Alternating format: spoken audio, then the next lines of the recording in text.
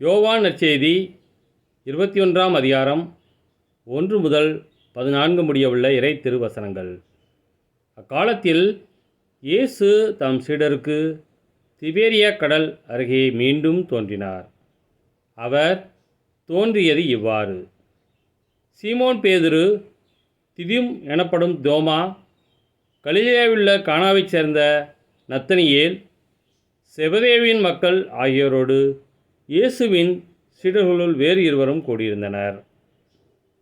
அப்போது சீமோன் பேதுரு அவரிடம், நான் மீன்பிடிக்கப் போகிறேன் என்றார். அவர்கள், நாங்களும் உம்மோடு வருகிறோம் என்று போய் படகில் ஏறினார்கள்.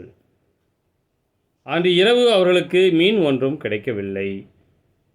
ஏற்கனவே விடியற்காலை ஆகியிருந்தது. இயேசு கரையில் நின்றார். ஆனால் அவர் இயேசு என்று சீடர்கள் அறிந்து கொள்ளவில்லை. இயேசு அவரிடம், பிள்ளைகளே, மீன் ஒன்றும் படவில்லையா என்று கேட்டார். அதற்கு அவர்கள், இல்லை என்றார்கள். அவர், படகின் வலப்பக்கத்தில் வலை வீசுங்கள், மீன் கிடைக்கும் என்று அவரிடம் கூறினார். அவர்களும் அவ்வாறே வீசினார்கள். மீன்கள் மிகுதியாய் அகப்பட்டதால் அவர்களால் வலையை இழுக்க முடியவில்லை.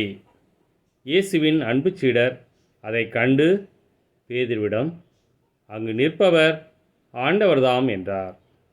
அதை கேட்டவுடன் தம் ஆடையை களைந்திருந்த சீமோன் பேதுரு ஆடையை இடுப்பில் கட்டிக்கொண்டு கடலில் குதித்தார். மற்ற சீடர்கள் மீன்களுடன் வலையை இழுத்து கொண்டு படகிலேயே வந்தார்கள். அவர்கள் கரையிலிருந்து வெகு தொலைவில் இல்லை. ஏறக்குறைய 100 மீட்டர் தொலைவில்தான் இருந்தார்கள்.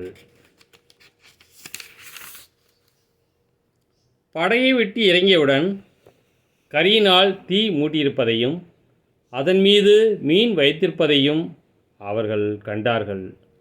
அங்கு அப்பமும் இருந்தது. இயேசு அவரிடம், நீங்கள் இப்போது பிடித்தவற்றில் சில மீன்களை கொண்டு வாருங்கள் என்றார்.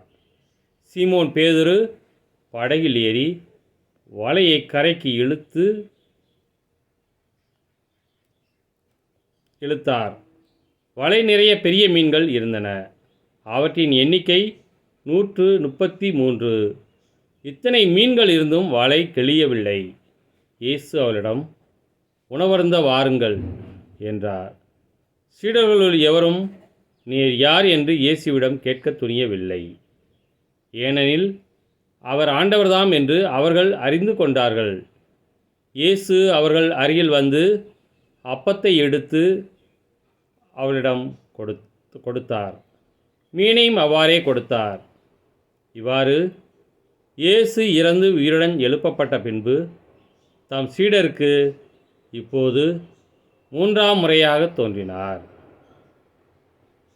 கிறிஸ்துவின் நற்செய்தி.